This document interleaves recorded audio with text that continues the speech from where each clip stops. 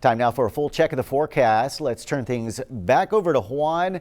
How are things going to heat up, Juan? And you gave us a tease that we might be getting some of the wet stuff coming our way. That's absolutely right, and we definitely need that rain, and I know a lot of these counties are considering the burn bans, even over in Jim Wells County as well, so we'll be considering that later on this week. But temperatures right now, we're into the lower 70s. It's a look at downtown Corpus Christi, and you can see it looking a little bit hazy out there, but overall the winds are still elevated over the coastal bend, so not dealing with a whole lot of fog, but it's still plenty humid as you make your way out the door this morning. Now, as we look at the day planner for the rest of the day today, notice that those temperatures stay into the mid to lower 70s all the way to about 8 o'clock. And then this little icon here, that's pretty new to me. I hadn't seen that before since I was here. But these are the windy icons. And notice by this afternoon, they say out of the south-southeast anywhere between 15 to 25 miles per hour across the region.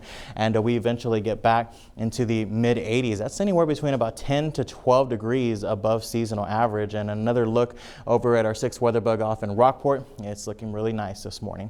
Satellite radar composite does show some cloud coverage across the region, but unfortunately no type of rainfall. There is some rainfall up to the north in the panhandle of Texas and this weak little frontal boundary that's moving into the central Rockies right now. It is cold behind this actual front, but again, the upper level low to support this is already pushing off towards the east. We need these upper level lows to come down into Texas, and out ahead of those upper level lows, that's where we get some good rain.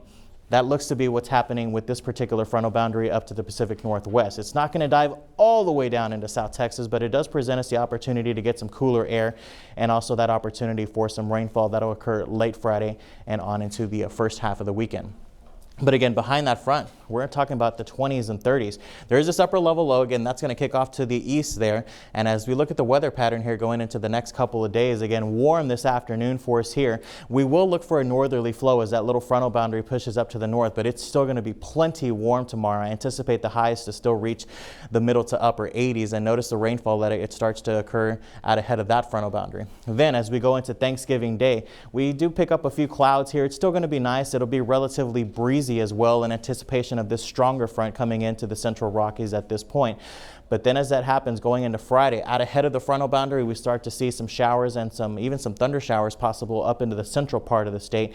Extra cloud coverage here. It'll be warm out ahead of the front, but then once the front pushes through, it'll quickly get that warm air and push it on down to the south of us, and we look for some shower activity to begin late Friday and on into Saturday. Saturday looks like a pretty rainy day. Not going to be raining hard and not expecting extraordinary amounts of rainfall, but nonetheless, it presents the best opportunity for rain. This is all the way until Friday at noon. Not looking like a whole lot here, but Friday, as we go on into the end of the day and on into the weekend, some locations could pick up at least half an inch of rainfall, on average only about a quarter. Quick look at the 7-day forecast, 67, 85 on Wednesday, 84 on Thanksgiving Day, but then when that front arrives, definitely cooler with some of that rain, highs only in the 60s, Paula.